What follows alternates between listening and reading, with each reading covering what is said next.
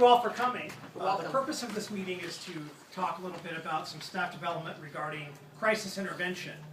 As you may have known, at South Umpqua High School, we had some incidents in the past regarding death in the family, suicide, things like that have happened.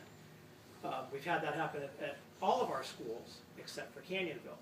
Canyonville doesn't really have a training protocol in place. Now we do. Okay, so this is for you to look at.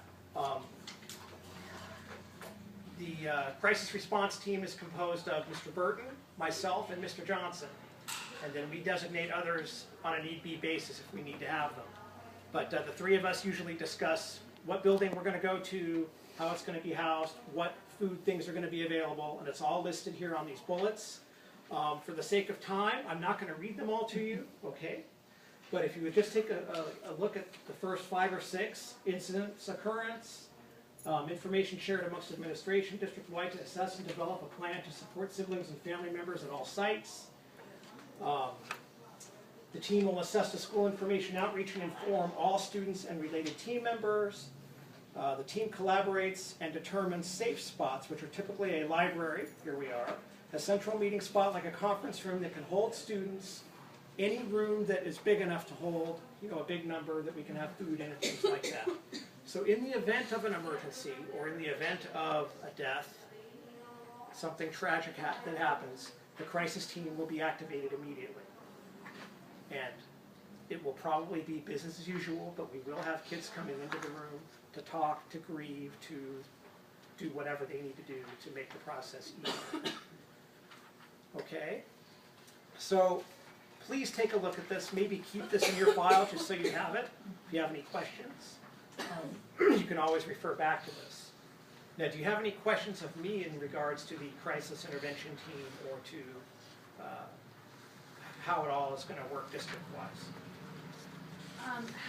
How is it determined that the crisis team needs to be called? I mean, what determines that? I'll give you an example. Okay.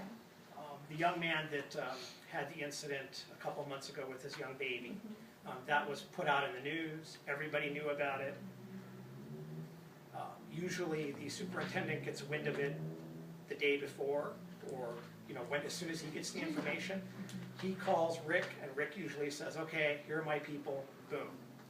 So it's like the superintendent kind of correct, the calls it? superintendent kind of is the one who's in charge of spearheading the people to call and getting that set up. And then Rick is the one who gets all of us together and we start the planning process. Okay? But Canyonville has been fortunate enough not to be in that situation. We don't want to be, but if we happen to be, we will be ready. Okay? So when the kids come in to the room, just to talk to each other, to adults? What? Good question. Thank you for bringing that up. If we have multiple rooms, it could be Andy in this room and me in there or whoever. If there are 5 or 6 kids that need grieving, we'll have like 2 or 3 of them in here, and then we'll have the others in the other room, and they'll talk to an adult or they'll talk to each other.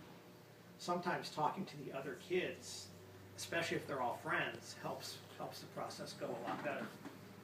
But Rick is trained, I am trained, Andy is trained in grief counseling, threat assessment, that kind of stuff, and we can hopefully nip that in the bud right away and suppress any negative feelings they may be having. I mean, that's never going to happen permanently, but at least for the time being, we can be there as supports for them.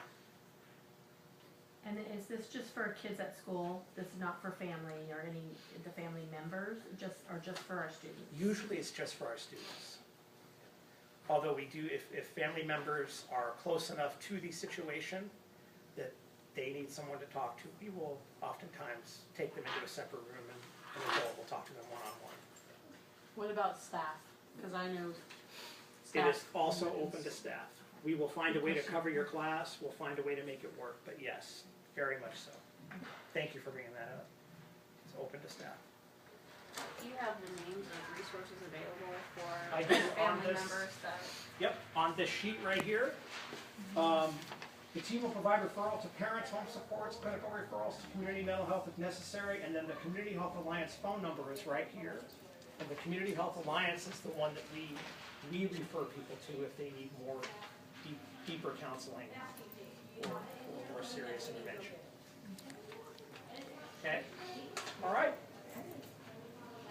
Thank you all very much for coming. I hope you have a great weekend. Thank you, Randy.